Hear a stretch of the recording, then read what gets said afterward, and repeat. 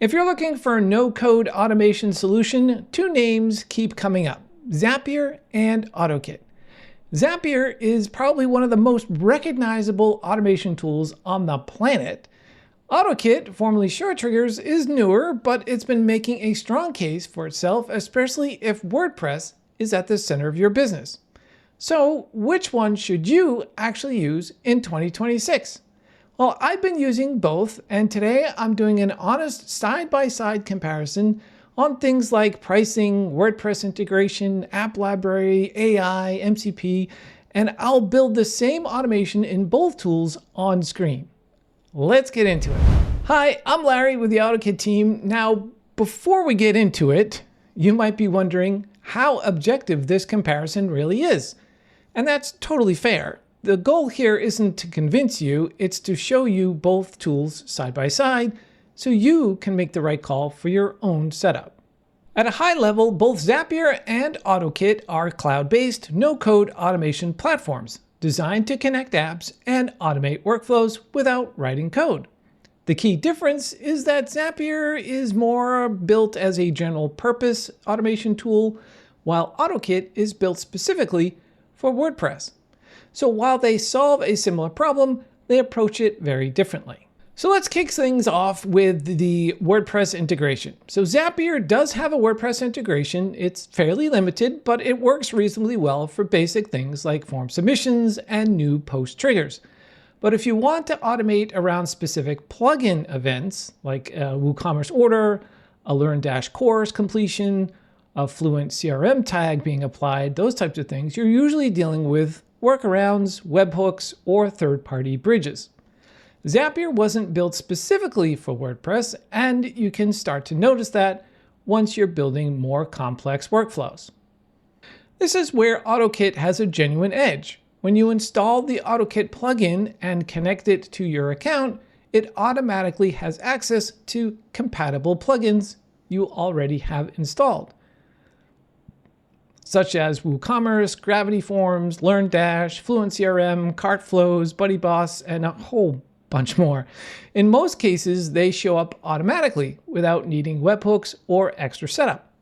And because OttoKit was built specifically for WordPress, it understands plugin level events that Zapier simply can't see. Things like a quiz score, or a membership level change, or clicking a specific button on your site. You can also connect one WordPress site to another. So if you have WooCommerce on one site and Learn Dash on a completely separate installation, OttoKit can bridge them directly. If your business runs on WordPress, this is where OttoKit starts to feel a lot more native. The best way to see how these tools actually differ is to watch them in action. So let's build the same workflow in both Zapier and OttoKit. The automation I'm going to be using is that someone fills out a contact form on a WordPress site, they get added to a MailChimp audience, and the team gets a Slack notification. This is a simple, practical type of workflow, and it involves a WordPress plugin, a marketing tool, and a communication app, a pretty common real-world setup. So we'll start with Zapier and then recreate it in OttoKit. For the test itself, I'm going to be using a neutral trigger, just a simple Google form submission, just a contact form right here. And I've already connected the app permissions in both tools, so for Slack and MailChimp, so that we can focus on the workflow itself. So the first step back in Zapier here is to click on Create. So let's do that. We'll click on Create Zap. Our trigger is going to be Google Forms. So we'll search for Google. Here it is right here, Google Forms. Our event will be form to response. We'll select that. Here's my account. Click on Continue. Our form itself will be the general contact form. And click Continue. And click on Test Trigger. Now this will add in some test data that we can see right here. There you go. And then we can click on Continue with Selected Record. Our first action will be MailChimp, right? So we want to search for MailChimp. And our event will be to add or update subscriber. So there we go right there. And click Continue. Our audience, we only have one. Subscriber email, we'll need that. So we'll hit the / here to bring up our data points. And we'll select respondent email. And our status will be subscribed. We can do double opt-in if we need to. Update existing, yep. But we can select a tag. Also a mastermind meeting 123, why not? First name, we need that. And I did full name in the form, so we'll just take their full name here and put that in there. Okay, and then we'll click on continue and click on test step. All successful there. And so we'll add another step here, and that is for Slack. So we'll type in Slack. And our event here is to send a message to the channel. So we'll just scroll down here until we see that. There it is right here, send channel message. Click continue, select our channel. It'll be sales. And for the message, we can add in the first name, last name, or just type in something in here that we need to, or we could do the / and add in the person's message that they sent to us. That's up to you to create. And then we can just scroll down here and click on continue and click on test step, message received, and then we can click on publish. So now let's go over to OttoKit and do the same. So in OttoKit, either from the dashboard in the WordPress website you're in, or from ottokit.com, I'm going to just click on create from scratch, and we're going to give it a name here, form to Slack, click on create. Our trigger again is going to be Google Forms. There we go. New form response, got it. Continue. We're going to have to add in the link from the edit URL. So we'll go over here, copy that link, go back here, paste that in there, then click continue. Click on fetch data. Now this will just put in some sample data for us, and not all of the data, but a couple of the points, and then click on save. And then we'll click on add action, do MailChimp. Our event again is add update subscriber. We already have our connection, click continue. Subscriber hash, we'll just enter the email address that we've got here. The list, same list. Status will be subscribed. And if we scroll down here, we can add tags here. So we'll add in demo test 1, 2, 3 and show optional fields. We've got to add in our email address. Status if new, subscribed. Email type will be HTML. We can add in all this stuff. This is all optional. All right, that's all looking good there. We'll click on continue and click on test action. I might already have this person in there, but it just refreshed it. That's fine. Click on save. And our last action step is Slack. Select that. Our event is send message to channel. Select our connection, click continue. Select our channel, sales.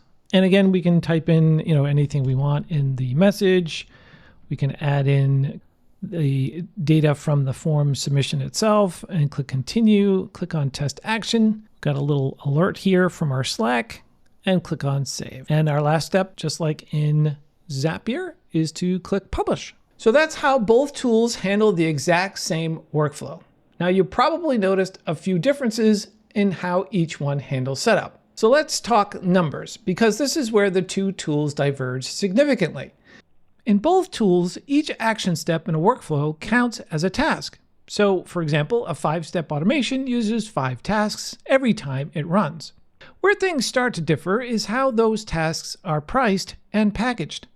Zapier's free plan gives you 100 tasks per month, and you're limited to 2-step automations, 1 trigger, 1 action. The professional plan starts at around $30 per month for 750 tasks. 5,000 tasks per month runs around 130. 10,000 tasks is close to $200 per month.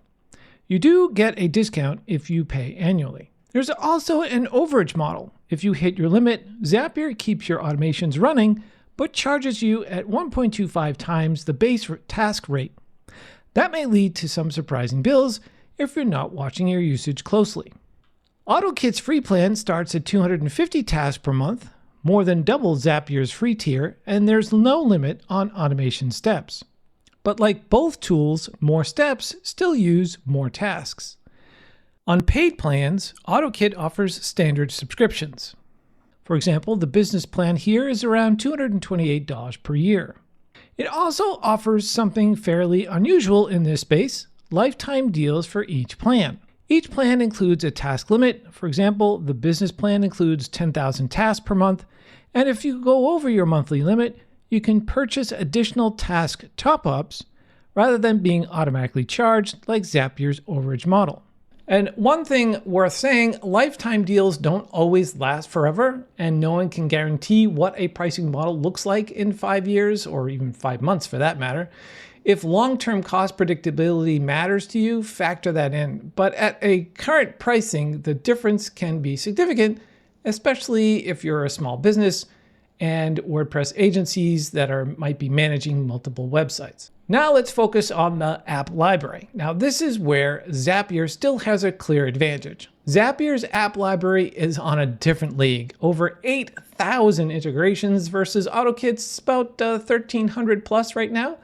That's not a small gap. And if you're working with niche enterprise tools, specialized finance software, or anything outside the mainstream SaaS ecosystem, there's a much higher chance Zapier has a native integration for it. Zapier also has a larger community, more tutorials, and a longer track record, which matters when you're maybe troubleshooting at 11 o'clock at night. OttoKit's ecosystem is more focused, especially around WordPress and related tools. For most WordPress businesses, 1,300 plus integrations covers everything you need, but it's worth checking before you commit. Now let's look at AI integration and MCP connectors. Both tools have AI built in to help you build your workflows faster. Zapier has Copilot and OttoKit has an AI workflow builder. You basically describe what you want to automate in plain language, and it helps you set up the workflow. Once the workflow is built, OttoKit also has Ask Otto, which can assist with further edits and debugging. Now, neither one is magic at this point. You'll still want to review what gets built, but both generally lower the barrier for people who are newer to automation. In addition to AI assistants, both tools have AI agents. Zapier's is a more mature, standalone product with its own pricing tier on top of an existing plan. The agents are aimed broadly at businesses, so it's great for things like lead research, customer support routing, IT help desk automation, those types of things. It's powerful, although it does come with its own separate pricing on top of your existing Zapier plan. OttoKit's agents are included as part of the platform rather than a separate product and work across the same broad app library as the rest of OttoKit. MCP, or Model Context Protocol, is worth understanding because it's changing how AI tools interact with the apps you use. MCP basically lets your AI assistant, Claude, ChatGPT, Cursor, whatever you're using, actually do things in your apps, not just talk about them. So instead of copying and pasting between your AI and your tools, your AI assistant can send a Slack message, update a CRM record, or create a calendar event directly. Now, both Zapier and OttoKit have launched MCP servers, and honestly, the core functionality is very similar. You generate a unique endpoint, select which app actions you want to expose, paste the URL into your AI assistant tool, and you're connected. The main difference worth noting here is Zapier MCP draws from your existing task quota, so each MCP tool call uses 2 tasks, whereas OttoKit's MCP is currently free with no rate limits during their beta period. What this means practically is that both tools are moving beyond traditional automation, where you set up a workflow and it runs on a schedule, towards something more flexible, where your AI can take action on demand. So I'd recommend checking both platforms' current feature pages before making a decision. What's true today may look different in just a few months. So which one should you actually choose? Well, you would choose Zapier if you need integrations with a very large or niche app library and there's a specific tool that Zapier supports and OttoKit doesn't. Your workflows are not WordPress centered, and you are connecting SaaS tools to each other without a WordPress site in the picture. Maybe you're a larger organization that's already standardized on Zapier, or you need enterprise-grade compliance features and SLAs. You would choose OttoKit if your website runs on WordPress. This is probably the most straightforward use case. You use plugins like WooCommerce, LearnDash, Fluent CRM, SureCart, Gravity Forms, or something similar, and you want automations that actually understand what's happening inside those plugins. Now, budget matters, especially if the lifetime deal is still available. The cost difference may be worth paying attention to. Maybe you want more visual canvas for building and managing complex multi-step workflows, or you are a freelancer, agency, or small business managing multiple WordPress sites. So it really comes down to your own personal setup, your tools, and how you prefer to build your workflows. If you found this useful, give it a like and subscribe. We've got more videos coming out on how to build real automations for WordPress businesses. If you want to give OttoKit a try, there's a link in the description. And a quick question before you go: which tool are you currently using and what are you automating? Let us know in the comments below. Thanks for watching, and we'll see you in the next one.